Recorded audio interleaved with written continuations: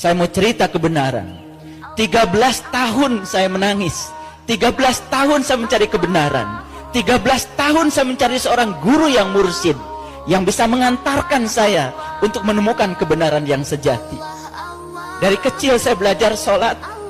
Umur 19 tahun saya sudah hafiz Quran. Karena bapak saya kiai. Semakin saya membaca Quran, semakin dalam membaca Quran, saya semakin tidak bisa tidur. Semakin gelisah batin ini. Katanya Allah ada bersama dengan kita, lebih dekat kepada kita daripada urut leher kita, tapi kita belum bisa membuktikannya. Katanya Allah bersama dengan kita, tapi sholat saya selama itu tidak pernah bisa khusyuk. Rakaat demi rakaat dilakukan, tetapi apa yang saya ingat, apa yang saya sembah, saya tidak mengerti. Saya membaca Quran surat Al-Ma'un, Ara'aital ladzi yukadzibu biddin, celakalah para pendusta agama. Fazalikal ladzi yad'ul yatim, yang mentelantarkan yatim. Siapa yatim itu sesungguhnya? Dari kehidupan kita sehari-hari kita tahu yang namanya yatim adalah mereka yang tak beribu, yang tak berbapa. Tapi begitu saya membuka lembaran-lembaran kitab yang hakiki, ternyata yatim bukan yang tak beribu, tak berbapa. Bukan manusia yang namanya yatim. Yang tak beribu, yang tak berbapa bukan manusia. Setiap manusia yang lahir ke dunia pasti ada ibunya, pasti ada bapaknya. Betul?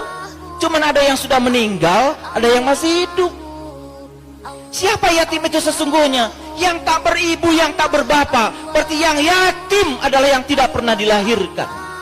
Siapa yang tidak pernah dilahirkan? Yang tidak pernah dilahirkan adalah jiwa kita. Yang tidak pernah dilahirkan adalah diri sejati kita. Itu yang tidak pernah dilahirkan. Itulah diri kita yang sebenarnya, yang ditiupkan langsung oleh Allah. Fa idza sawaituhu wa nafakhtu fihi min ruhi faqul lahu sajidin. Dan ketika aku telah selesai menciptakan tubuhmu, aku tiupkan ruhku. Itu yang yatim. Itu yang banyak ditelantarkan oleh kita. Salat kita cuma raganya saja. Jiwa kita di mana? Cipta kita di mana? Rasa kita di mana? Kita tidak pernah berhubungan dengan yang tiga, hanya berhubungan dengan raga saja. Lalu banyak rakaat yang dilakukan, tapi rakaat demi rakaat tidak membuat kesadaran kita semakin hari semakin bertambah.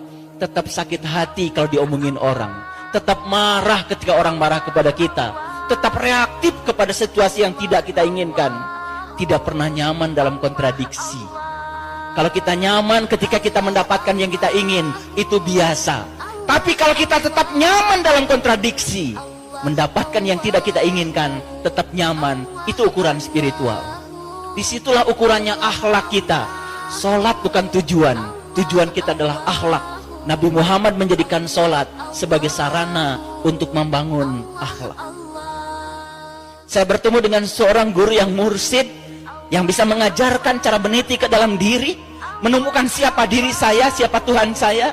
Justru saya tidak menemukan di pesantren, tanpa menganggap rendah pesantren. Jadi kalau begitu, di mana sebetulnya ilmu agama yang sebenarnya itu ada?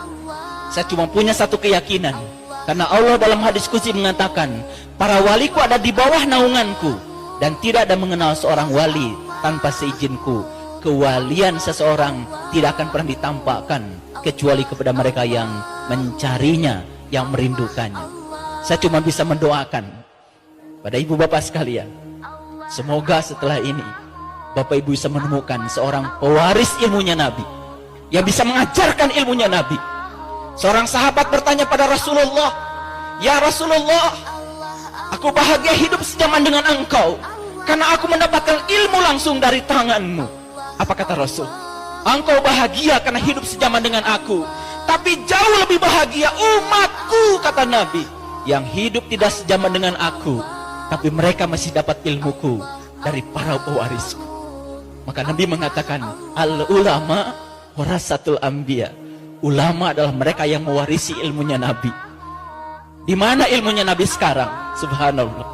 Yang menceritakan Allah banyak orangnya, yang tahu Allah sedikit orangnya.